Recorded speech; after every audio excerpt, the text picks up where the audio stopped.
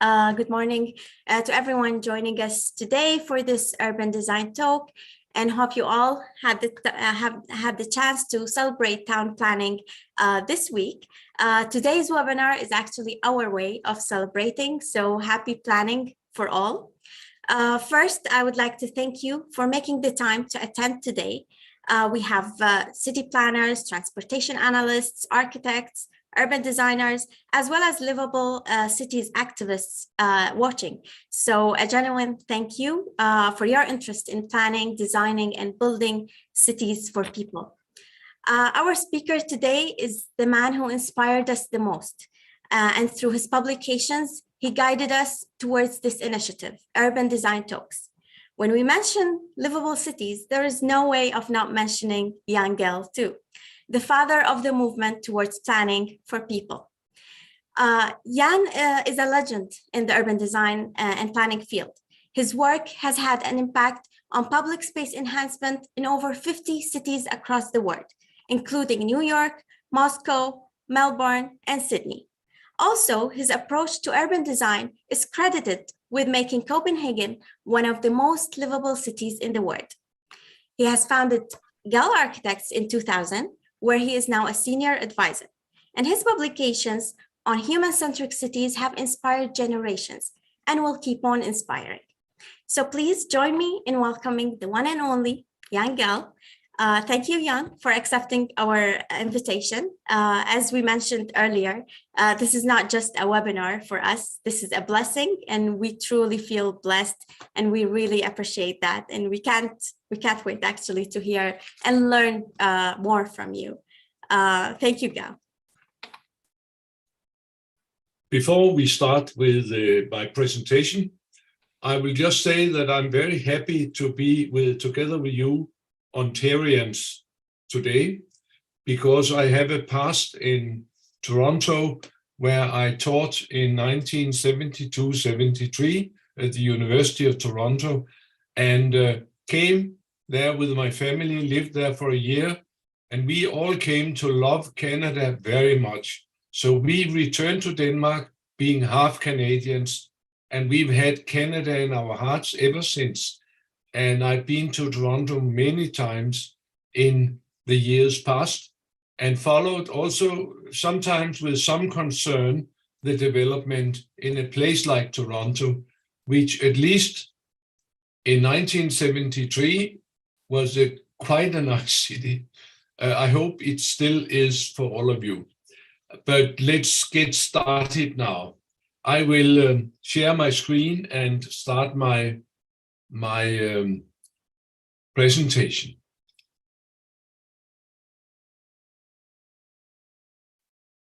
Does it work now?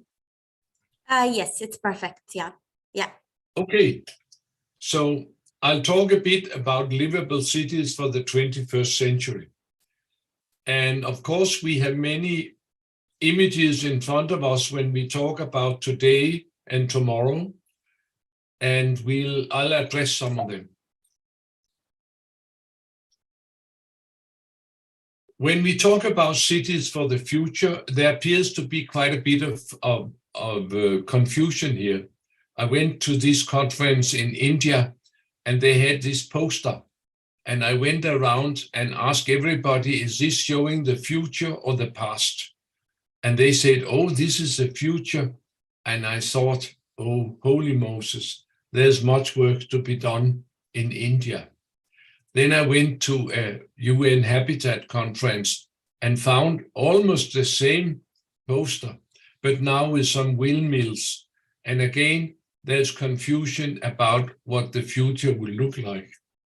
Some people say that when we have the automatic cars, all the problems we ever had will be solved.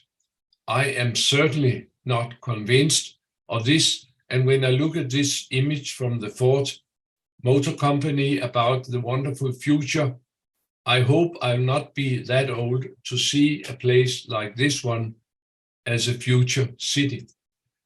Other people say that if this automatic cars doesn't solve the problem, then the rest of the problems will be solved by drones and helicopters. And with this sky in front of me full of objects which are going here and there, I think again that future is not very charming. Then again, we find people who are very, very obsessed and working hard towards a smart city, which again can solve all the problems. Still, there's a bicycle here who haven't got the message and is still driving out in the middle of the street. But again, we have all these things coming up. And again, I should say that this is only about some gimmicks which will change some of the things in some of the cities of the world. But as far as I see, the major problems of city planning in the world is in Africa and in Asia and South America. And it will be a long, long while before any of these very expensive new gimmicks can be spread worldwide and used worldwide. So I can also, one of my friends took a look at the internet and asked for future cities, and this was what she came up with. And we looked at it together and realized that we would not like to bring our kids to any place like this, or we would not like to be old in any place like this. So it appears that the future doesn't look too charming. We have a problem. But we are waiting for all these fantastic gimmicks, which will be very expensive, will take long times to roll out. But are there other meaningful things we could do while we are waiting? Oh yeah, we could do much more for people, make it our first priority. That's a sure way of making better cities right now. First, I'll take a short look at the history. I look at the city planning in the 20th century and could conclude that everything was done in the past 50 years to chase people out of the cities. Before this period started, we have the good old days where all cities all over the world look like these. They're from Canada, they're from Japan, Sweden, Italy, could be anywhere. All of them in human scale. They were built by people, for people. They were built in a good scale, so we felt comfortable, and they were very humane and inviting to all of us. Then, in the 20th century, we had two enormous earthquakes in city planning. One was the modernism, the other was the car invasion. They started earlier on, but they really started to dominate after 1960. Before the modernism, cities were always made up of spaces, spaces for the life of the city. In these spaces, everything occurring in the cities were going on. Here we walked from one place to the other. They connected the various functions. There were markets, there were parades, there were weddings, there were crownings of kings and beheading of criminals. Everything happened in spaces. The city was made of spaces. The focus of city planning was on spaces. With modernism, all this changed radically, because now the focus was moved from city of spaces to city of objects. And what was not built upon was not spaces for people, but leftover space, slopes, space left over after planning. If we look at the old cities, the cities from before the Second World War, we can always remember all the streets and the squares, and maybe a few buildings, the town hall, the cathedral, the king's palace, the courthouse, but all the rest of the buildings are quite anonymous, and the city is made up of spaces. This is Copenhagen, inner city.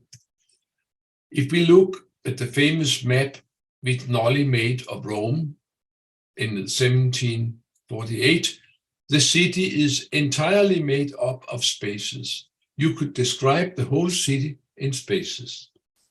All this changed with modernism. And if we look at the new cities today, we can find no spaces at all because there are none. And what we see is a number of funny buildings, because with the focus shifting from spaces to objects, then of course the architects were giving a free hand to do whatever they liked with the objects. There were no context anymore, so you could just freely make any shape you want. This is not any particular city. This is an amalgamation of funny buildings from around the world. And characteristic of all these buildings are that they contain probably the same thing, offices, but the shapes are very different. And in this way, they look very much like the perfume bottles in our bathroom, where all the contents are the same, but the forms are different to make people look for this shape or that shape. We compete on funny shapes, but not on good spaces for people. The result of the modernism was certainly a goodbye to the age-old concern for people and social life in city planning. We started to be forced to move around not in spaces, but in what was left over in city planning. At the right, you can see a wonderful little street in Brasilia. The other result of the modernism was that we completely got confused about human scale. In the old days, everything was made in human scale because it was made by people for people. Now, people were floating in midair and using all these leftover spaces after the objects had been built. The other thing which happened in this past 50 years or more has been the car invasion. And it really, again, took hold in around 1960. And that was the start of a period in which people increasingly has been chased out of the older cities, and the new cities have been made entirely for the cars. We can see that the car invasion has led to people being treated very badly in cities in all parts of the world. And of course, the problems are bad in the Western world, but they are much more worse in the developing countries. This is from Dhaka in Bangladesh. Also, with the car invasion came a further confusion of scale.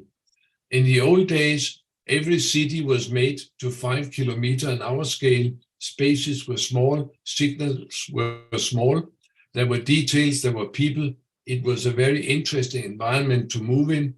With the cars and the higher speeds, we came the 60 km/h scale, where you have big spaces, big signals, or you can't see them. You have no details in the buildings. You cannot enjoy them anyway. There are no people to be seen. That is the scale of the suburbs of America and Canada. And that is the scale of all the suburbs in most other places in the world. So we had a completely new scale being introduced, and that was not at all a human scale. So what all this led to may be told in this little drawing. Is this actually what you mean by hell? Yeah, it was not sort of a paradise for people which came out of these great changes in city planning. I said that all these really started in earnest in 1960, and one could ask what was known about quality for people in 1960, and the answer is virtually nothing. Then, of course, we started to see a counter movement, and the first great voice which we heard was Jane Jacobs, sitting in Greenwich Village in Manhattan in New York, and combating Robert Moses and his plans for saving Manhattan and New York by taking all the buildings away getting rid of all the redundant old stuff like Greenwich Village and putting freeways across Manhattan and putting free high-rise all over the city. There was a big battle. Luckily, the citizens won, and Jane Jacobs wrote her famous book, The Death and Life of Great American Cities, which still is sort of the Bible of urban design, or revival of urban design, or the birth of humanistic urban design. In this book, she said, if the motorists and the modernists are to form our cities, it will be the end of great cities and we will have dead cities. She is still a very strong voice in our language of humanistic urban design. I saw in Toronto a couple of years ago this poster, this lamppost, where you could see that Jesus would look after the end of times, but you get the impression that Jane Jacobs would look after the future. I'll tell you a little bit about my own story. I was trained as an architect in the 1950s, and I graduated in 1960. And now I can see that was the all-time low point in city planning. That was the time when modernism was being taught and spread. And actually, I spent 5 years in School of Architecture moving objects around on models. We always were told to hang our eyes way over the model, as if we were in an aeroplane 5 kilometers up, and then move around with the objects. And when it was a nice pattern, it was a good city. We were also told that it didn't matter what we built because people were adaptable. As long as they had water closet and running water, they would be happy with whatever they got. And then the major thing was that it was a nice pattern seen from an aeroplane, and that there were good aesthetics, and the architecture was fine. Later on, I came to know that it was actually completely wrong. It is not so that when it looks good, it works well. Many places which do not look good work very well, and there are places which looks very formally good, which doesn't work at all. I got this training, and I went out of School of Architecture in 1960, fired up to do all these fantastic things to make a better world for people. And then, of course, I married a psychologist, and then I heard other tones, other tunes in our house, where the young psychologists all the time were addressing us young architects, saying, why are you architects not interested in people? Why don't they teach you anything about people in architecture schools? That was very strong for a young man to hear all this in a very young age. So I had to go back to School of Architecture to study for 40 more years. And what I was studying was to make people visible in city planning. And then, of course, the first question was, why weren't we not told anything about people? First time I was in School of Architecture. And then, of course, I realized that by 1960, nothing was known. It was believed that physical form didn't play any role in the quality of life for people. It took many years of studies, but now we know more. In my case, I sat on my behind for 40 years and watched how people used architecture and used cities. Where would people gather? Where would they do everything not to stay? Where will there be interesting corners? Where will there be dull moments? And where would people be in the city and around the architecture? And how could we make better architecture? My first book came out 50 years ago. And last year we celebrated 50 years birthday, Life Between Buildings. And the title is very typical because life between buildings was exactly what was erased by the modernists and what was chased away by the motorists. And so this book really pointed to the fact that the life between the buildings are an important part of life, and that the way the buildings are located and where the doors are and how they are formed play a major role for the life between the buildings, which all of us actually love very much. And as a little extra today, I can tell you that we are now working on version of this book number 8, and it will come out in early next year. Just 16 years after this book came out in Danish, lo and behold, it was translated into English. We tried before, but were told that there were no interest in people in the English-speaking world. There was no market. But then 16 years later, it appeared that the interest had started to grow. I made several books in my time, but the major book was made in 2010, where I was asked by a big foundation to collect everything I knew in one book while I could still remember it. And this book has very rapidly been spread all over the world. That is maybe not a sign that the book is very fantastic, but it could be a sign, it is surely a sign that there was a big hunger for information about how to make better cities for people.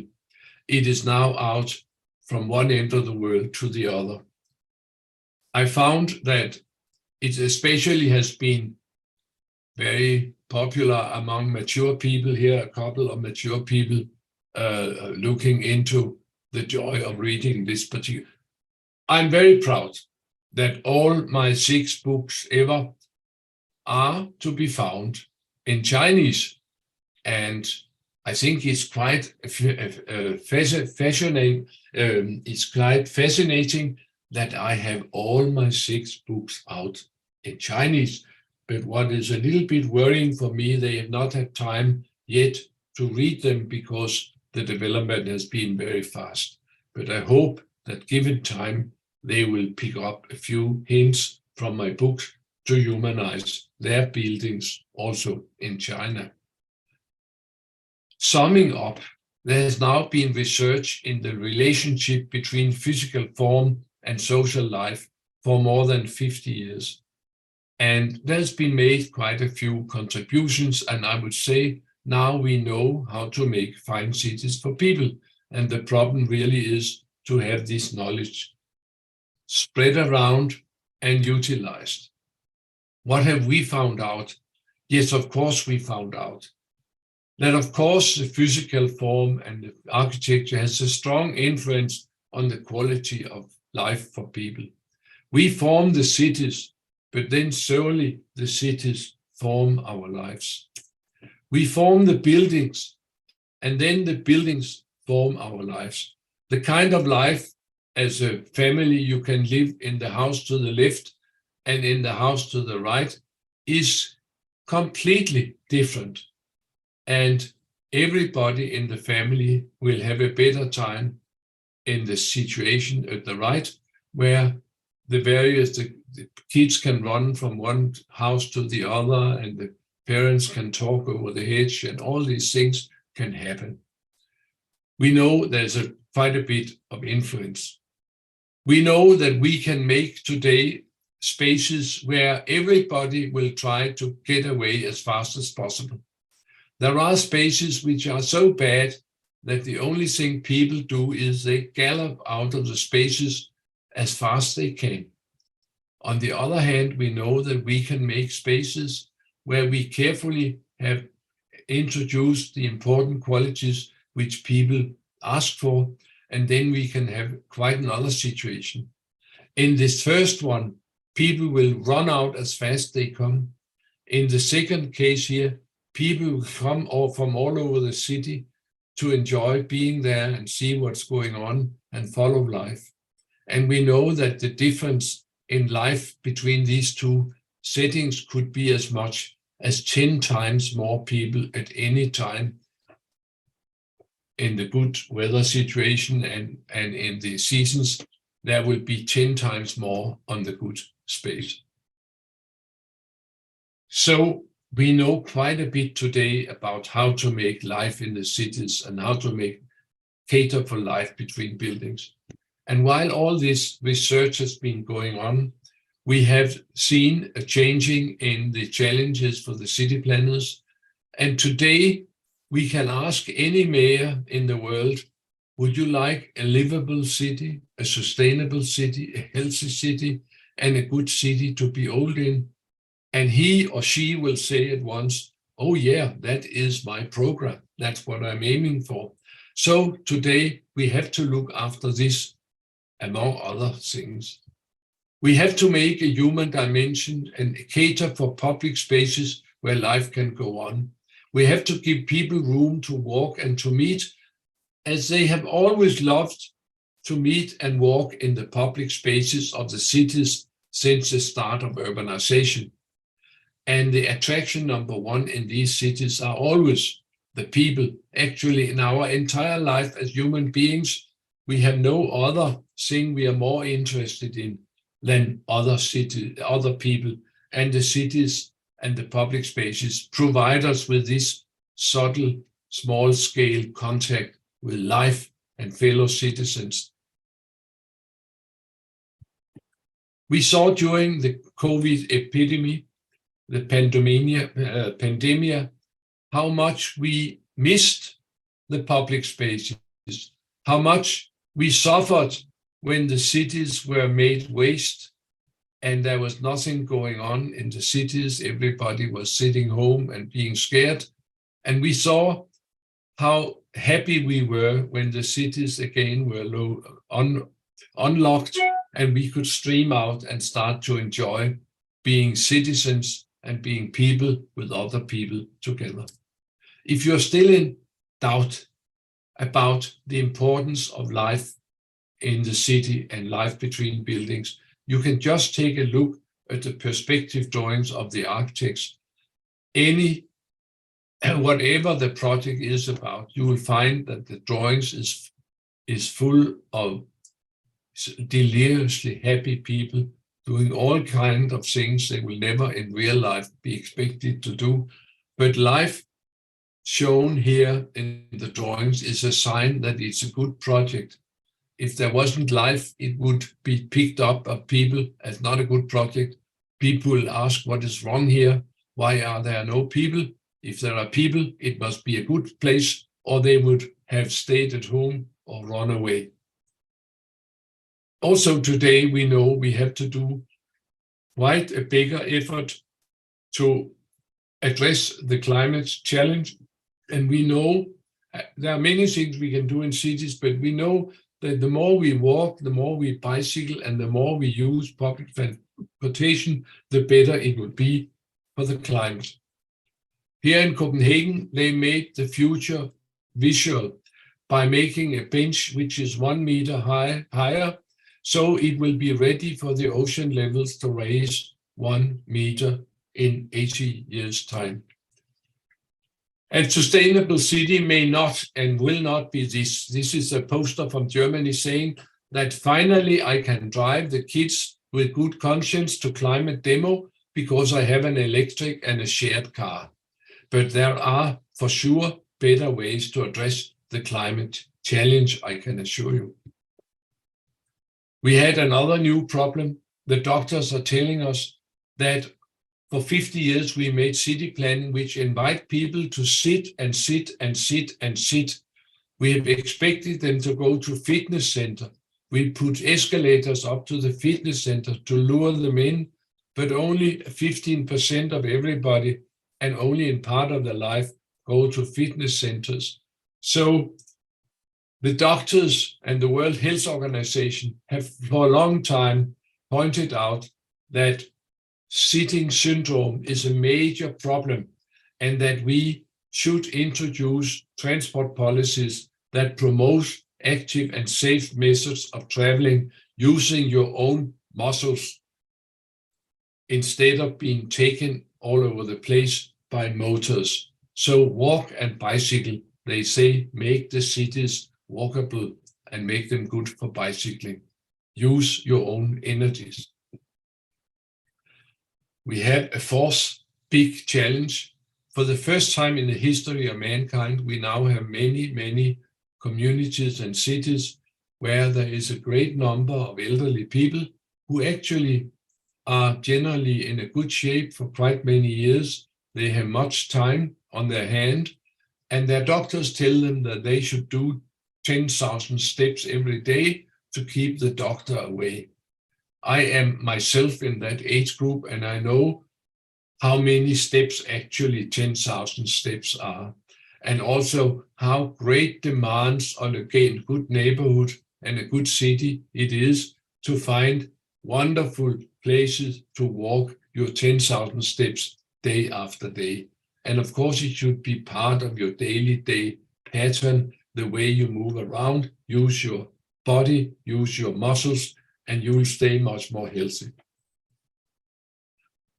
Looking carefully after people in city planning, also today, will efficiently address these 4 issues.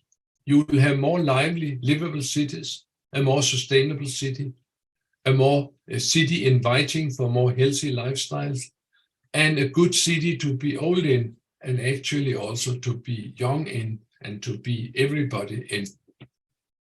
And then we can ask, are there cities today where are really trying to do whatever they can to invite people to walk and bicycle as much as possible, not only in the weekends, but certainly indeed, and especially in the course of the daily day doings. And I, having worked in this area for quite a while, I can tell you that there are cities all over the world who are doing quite a bit in this direction. We'll have not time to go through this in very great detail, but I can tell you very briefly of some of the cities. There's Melbourne. They have since 1985 worked hard to revitalize the city, to make Melbourne a place where we walk, to widen the sidewalks, to put in fantastic street furniture. And they have made Melbourne just as nice as Paris, but the climate is better, I can tell you. And also, they have made Melbourne by far the most attractive and livable city in the Southern Hemisphere. If you are in doubt about what to do with your life, I could advise you to move to Melbourne.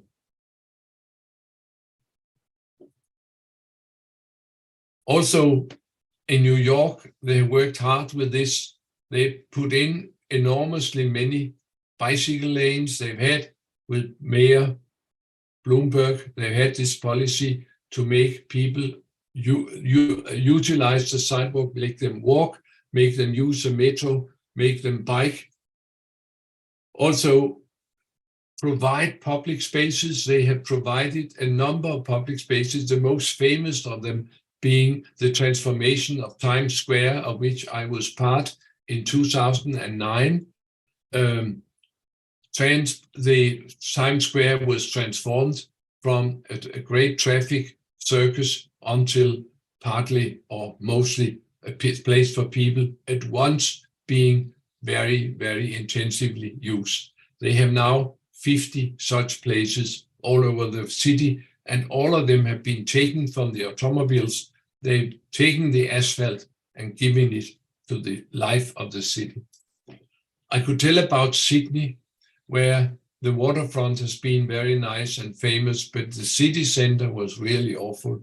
It's been quite a work to get the buses and the cars out of the city center, but now we are almost there. This is Sydney Main Street 10 years ago, and this is Sydney Main Street today for pedestrians and for light rail drifting up in the main street. Also, in all these cities I work with, there will be also introduced extensive bicycle systems. Here we are in Sydney, where they have an extensive system. Other cities are also, I hope, on their way. This is Bucharest in Romania, and they really had a problem here. But now they have my book in Romanian language, and I'm sure they will solve this little problem in a short little while, I hope. Also, other places, they do major things. This is the mayor of Vilnius, Lithuania, trying to convince his citizens do not park in my bike lanes should be very efficient way to inform them. So cities are changing all over the world. And I will show you in the end a city which has done more than most. That is my home city of Copenhagen, which now for 60 years have had a people first policy. It all started in 1962, when after a big debate, the traffic was taken out, the cars were taken out on Main Street, Copenhagen. There was great skepticism. Many people said, we are Danes, we are not Italians, it will never work, and it's too cold in Denmark, and there's no tradition. Then they took the cars out anyway. And next year we started to be Italians, and we have become more and more Italians. The more space we've got to be human beings in our city, the more we have used the spaces. This was very early. It was really a pioneering effort. It was done almost at the same time as Jane Jacobs was writing Decent Life of Great American Cities over in Greenwich Village. They actually acted in Copenhagen by starting to take the cars out of the city. It was, both of them were reacting to the same pressures. The difference was it took 50 years before really New York got going. Copenhagen started in 62. There's been a great change in Copenhagen. In Copenhagen looked like any city in the Western world in 1960, but all the 16 squares in the central city, which were used for parking, all of them are now people places. All the waterfront streets have been cleared of parked cars and have been given over to people activities. And one of the secrets about Copenhagen is this little sentence, what you count, you care for. It is for many years, the traffic engineers have been very, very good in counting the traffic, in making precise data about the development of traffic and parking. And they could all the time tell the politicians what was going on and how you could make the cars more happy in the streets, in the city. But at the same time, there were no city departments for pedestrians and public life, and hardly any city had any knowledge about how people use their city. Not so in Copenhagen. Copenhagen became the first city in the world where the life in the city was studied and documented just as carefully as the traffic engineer documented the traffic. And this has been followed up ever since the 60s. Actually, these studies were done by the university, by the School of Architecture, and we in the School of Architecture and the city government and city planners over the years came to work very closely together and have done it now for a long period. Now all these studies has been transferred to the city do them. They have departments to do this sort of thing now. I realize, or we can see now, that we had in this 50 years, we had 3 schools where the influence of life and public, the physical environment and the social environment, the interaction between these two realms were studied carefully in 3 places. There was, of course, a New York school starting with Jane Jacobs, William White project for public spaces. There were the Berkeley School, where a lot of fine researchers wrote books about cities for people, housing for people. And then there was a Copenhagen school, where in the School of Architecture, we studied since the mid-60s very carefully the life. And we used the city of Copenhagen as our laboratory. And this meant that we came to know a lot about Copenhagen and its development. We could prove every time they did a change in the status of a street or square, we could go and prove that more people came to use it, that they were more happy about this. And then in this way, we were able to feed back to the city information. And the fact that in the city of Copenhagen was this university department who carefully monitored the life in the city, it came actually to have a great impact on the city of Copenhagen. And the politicians would even say, if we did not have had this careful knowledge of the life in the city, we as politicians will never have dared to make Copenhagen the most livable city in the world. We found in Copenhagen that when we do research and books in university and do studies, we influence the mindset. And when you change the mindset, first in the university, then in the city, then in the country, then in a wider circle, when you change the mindset that people start to think in other ways, then you can start to change the cities. We've seen this going on in the city of Copenhagen. I've seen it going on in many other cities by now. In Copenhagen, there has been a fantastic development. So many places have been taken over by pedestrians and by public life, or traffic has been calmed so much down that it's almost a people street, though there are access for the cars. So many things have been done. It's a completely other city by today. We can see also the various stages, because it's been different periods in these 50 years. The first phase, in the early times of pedestrian streets, everything was done to make it possible to walk and to prevent people from being run over by motor cars. Cars were taken out of streets and streets were given to walking and promenade. Then the next phase, starting maybe in 1980, was for people also to sit down. There was a place where they put in benches, where the cafe life blossomed, and where the culture started to take over the squares, so you could have jazz festivals and opera festivals and poetry festivals and carnivals and pride parades and all kinds of demonstrations and cultural expressions. They started really, and all these squares were parking lots. All these squares were taken over. Especially it started this time. Also, the people in Denmark started to travel to the south and see nice cities, came back inspired and asked for their cities to be nicer. And also you started to receive tourists. And what can you do for tourists? They need to sit and they need to be able to enjoy your city, make places where you can stay in the city. We are now in a third phase after 2000, I would say, where more and more things are done to keep up people's activity level.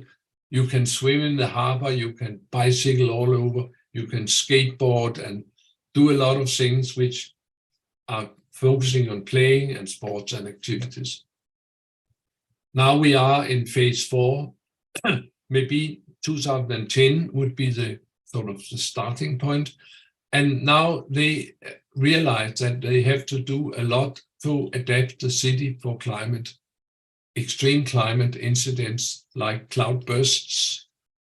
And what they do in Copenhagen is that they use the money to change areas into, instead of all the water running into the basements, now they make the whole neighborhood as a big sponge, which will catch the water and keep it. The squares would be as a lake or wetlands, and when the cloudburst is over, then the water can quietly sift down to the underground where it should have ended from the beginning. So in this way, they can solve a climate challenge, but also they can make a much nicer neighborhood for the citizens to enjoy in all the days where there's not cloudburst. Copenhagen, first city in the world to have a strategy. We will be the best city in the world for people. And they are now not only focusing on making the city center a nice place for people, it's about making the whole city much better. All the Copenhagen streets look like the one above here. Had 4 or 5 lanes. Now all of them have 2 lanes, one in each direction. They have a median in the middle. They have street trees. They have bicycle lanes. They have sidewalks.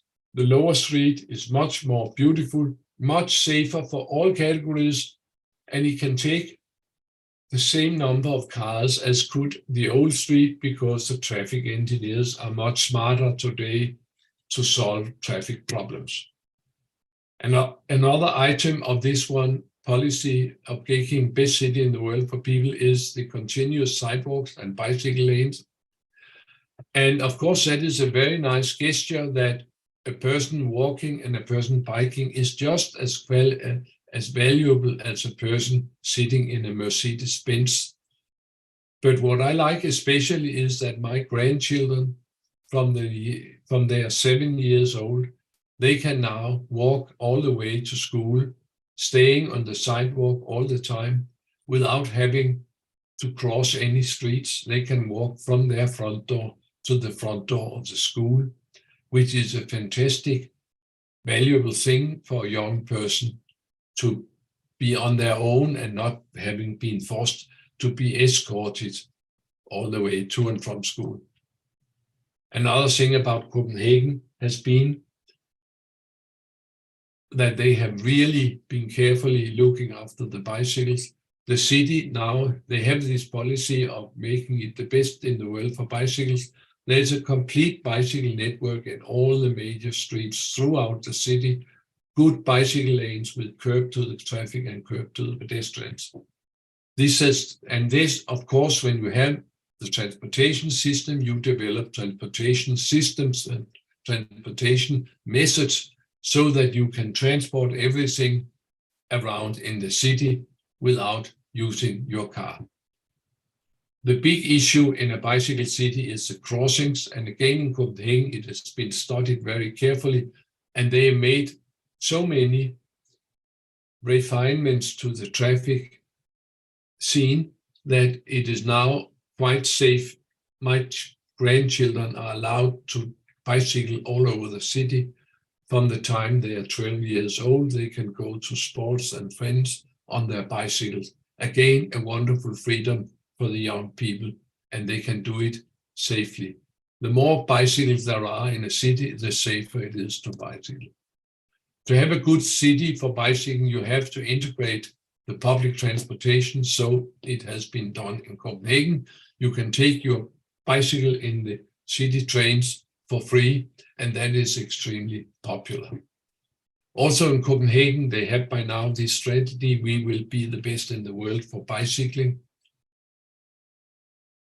And they have, in this strategy, they say that it should be quicker to take your bicycle between 2 points in the city than take your car.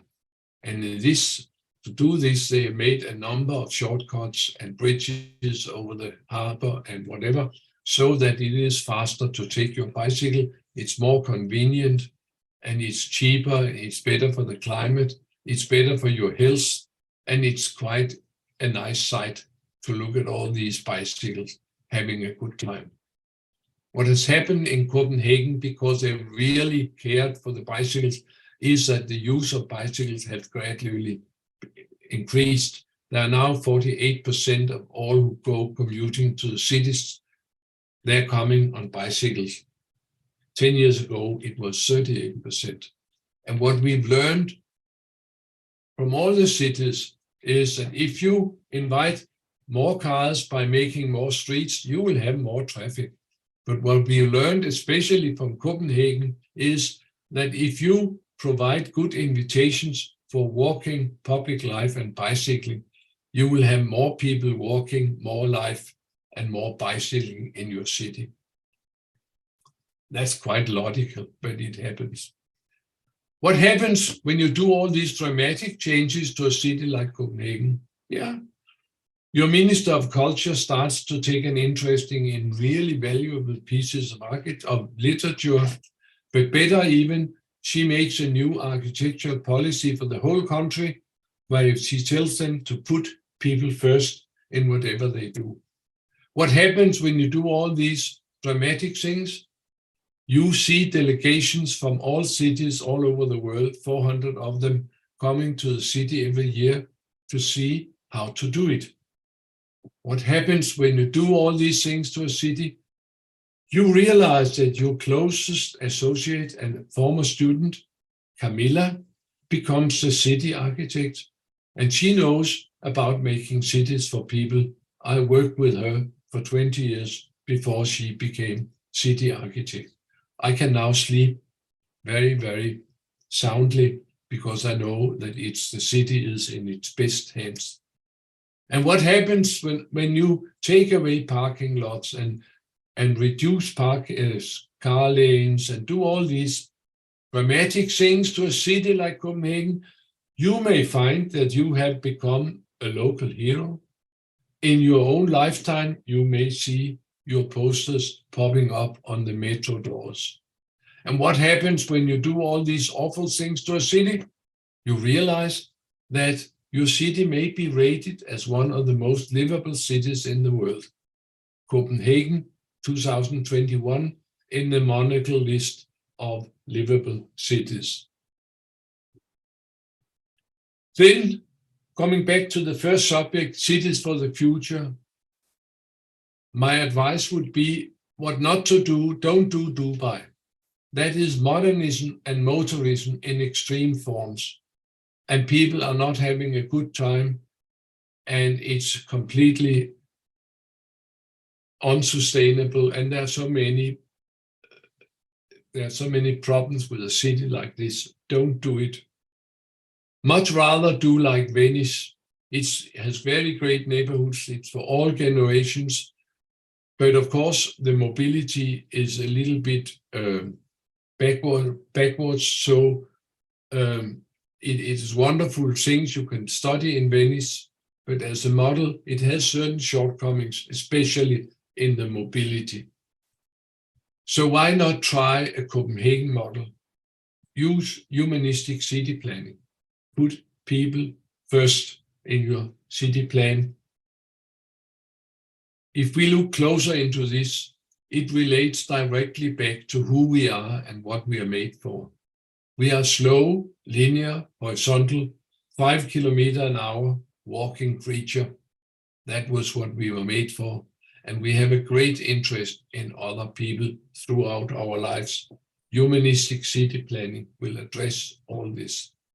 So in conclusion, if you make people cities your first priority, it is the simplest and the cheapest thing you can do of all of them. And it creates a better city for everyone in the population. And it can be used in cities in all parts of the world, regardless of economy, because it's cheap and simple and generally just needs you to think a second time about what you're doing. And finally, you can start tomorrow. You don't have to wait for automatic cars or any gimmicks. You can start making your city much more human tomorrow. And if you are desperate, I can give you a few things. I can tell you that next year, 2023, the International Union of Architects will have their big World Congress for Architects in July in Copenhagen. That is an excellent chance for you to get across to Copenhagen and see for yourself. So we will say to you, welcome in Copenhagen next year to see for yourself. Also, Copenhagen will be UNESCO Capital of Architecture 2023. So there are good reasons for architects to come over, but actually for all of you, welcome in Copenhagen. If you're still more desperate, I have 6 books published in English, and here you can find all the tales from one end to the other. Good luck with your work of humanizing the Canadian cities. Thank you. Thank you. Thanks a lot, Jan. This has been so inspiring and inspiring as always, actually. And great news for the Congress and the UNESCO as well. And I think a lot of us will be planning our July off days. Not really off days, we'll be working. So I think we'll start booking for that. So I know we're limited with time, and I know you have a birthday to catch. It's Jan's brother's birthday today. So and I know you need to leave shortly, but I just have a couple of questions from the audience that I'll be reading out. So Nada Al-Masri, a town urban designer, has this question. So in existing city fabrics lacking the human skill, do you see opportunities to still create spaces for people, solutions that extend beyond paving streets and providing active transportation connections? Do you see any opportunities for that? A very good example would be the city of Melbourne. That city is definitely made as any American city with high-rise and wide streets and whatever, but they have actually decided to do what they can to make it a very nice people city. They made all the sidewalks very wide, put granite on all the sidewalks, put street trees, put very good street furniture in the city, also taking the cars out of quite a few streets. But actually they have this policy in Melbourne, we walk. Though they have in Australia endless much space where they could drive, but then of course, people are not made for driving, they're made for walking, and in Melbourne we walk. So they have actually turned a city which was built, actually it was built before the automobile, but it was built in that era where they made the wide streets and all that around the turn of the previous turn of century. But they have humanized that city. Go and see that Melbourne. That's a good example. Another example are many of the housing areas from the 60s, which were made from the aeroplane and which looks good in the pattern, whatever. They are now improving them by building small-scale townhouses in and out between the higher buildings so that you can have a human scale and still preserve the old buildings. That's also some of the things we talk about could be done in Ukraine with the rebuilding, which is a thing which we in Europe are quite occupied with thinking about and trying to help as best we can. Okay, thank you. Another question, and a comment actually. It is sad that while the Western world is moving away and now building people-friendly cities, the developing world is embracing car and skyscraper-dominated cities. So how can this be reversed in developing countries? Again, there are examples which are very interesting. There is the example of Curitiba, where the mayor, Jamie Lerner, who was actually an architect, he made a very strong city plan about making bus corridors, making bus rapid transit lanes in the city, and forcing the development of the city to be along the bus lanes, so they did not need all the cars to get around. Another example could be from Bogota, where they found that 20% of the population had access to car, but 80% had not. But nearly all the traffic investments went to make the 20% more mobile. And then some of the mayors have changed it around, saying now we use all the money for the 80% who are not mobile. We make better conditions for walking, better conditions for bicycling, and we put in fast bus rapid transit systems so that you can get around quickly to various parts of the city. And also they have formulated this as a policy to have a better economy because a better economy is the ability to make the poor people get around in the city, to get work in other parts of the city, instead of selling cigarette lighters on the nearest street. That is not anything which will develop any better economy. But their work in a decent way, not too expensive, then that will actually address the economy of the poor city. That sort of programs have been made.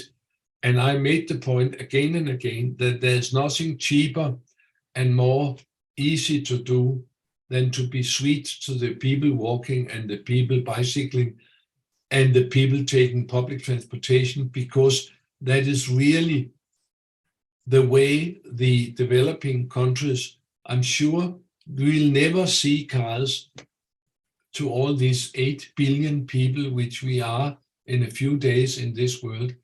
We can never serve them with that silly invention from Detroit in 1905, that to be mobile, everybody will need a ton of steel and 4 rubber wheels.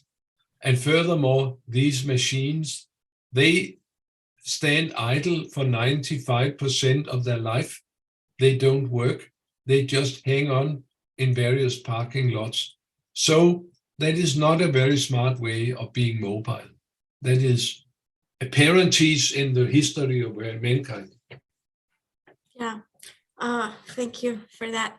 The next question would be, what is the best way to convince people they would be happier and have a higher quality of life in a walkable environment when all they have experience with is a car-oriented city? Visit us in Copenhagen. That would be one thing.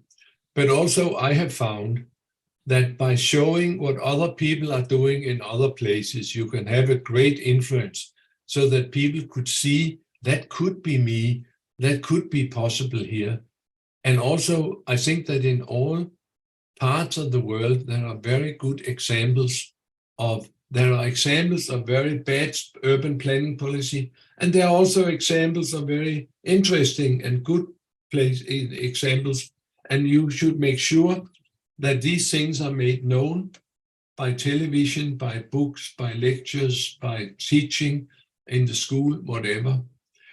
I have found that talking about making cities for people, I was just saying that instead of being thrown out of all these cities where I have taken away the lanes and the parking lots and whatever, I have not been stoned out. I've been made a hero, and I've got prizes and I've got awards, and they put my posters on the wall. So you be a hero if you make better cities for people. Tell them that.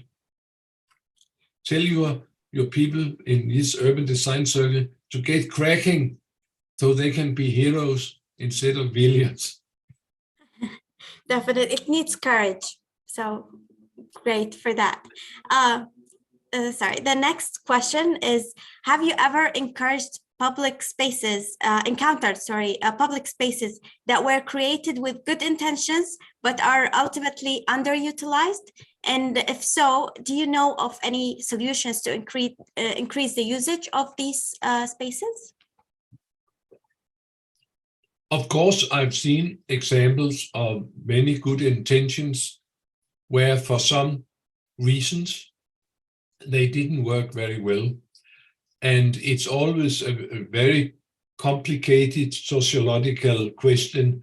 And it's not only an architecture question whether this works or not. It's also about who is living, who can reach the place, and how safe it is to use and whatever. So you cannot have a universal answer. But in my book, you can find in the toolbox chapter all the things you can do in the first place to make it inviting, and then you can sit back and see if it works. Most of the time it works. Okay. The last question would be: is the size of a city a limit on solutions for existing city fabrics? Do you have examples of smaller or mid-sized cities creating great cities for people through interventions? I will always ask, in that city or village or community of yours, are there Homo sapiens living there? If there are Homo sapiens living there, we know we have basically the same things we can do. And if I've known this question before I came, I could have shown you a little village in Denmark where there are 300 people and they have a very nice life between the buildings. They have a very nice public space. So it's not a matter of being 15 million or 8 million like in New York. It is a matter of coming forward to meet Homo sapiens where they are. Great. Jan, thank you so much for a great presentation, as always, and for answering the questions. Very generous of you. And of course, we never get enough of this, but I know time is ticking, and I know you need to leave, and I don't want to push further. Thank you so much for this. And any last advice for all of us, especially, let's say, the city and town planners and urban designers who are facing very difficult times these days in Ontario, and with any advice from you, any encouragement as well, words from you would definitely help. I think I've done my show, my case. I put my case forward and you can use it. And if you miss or need something more, I have a number of books in French and in English available, even in Chinese. I have them available for you to pick up good advice. I have no further to add. Thank you so much. Thank you so much. Thanks a lot today, and enjoy the birthday. Yeah, I will do that. Thank you very much. Goodbye. Thanks a lot. Thank you. Bye-bye.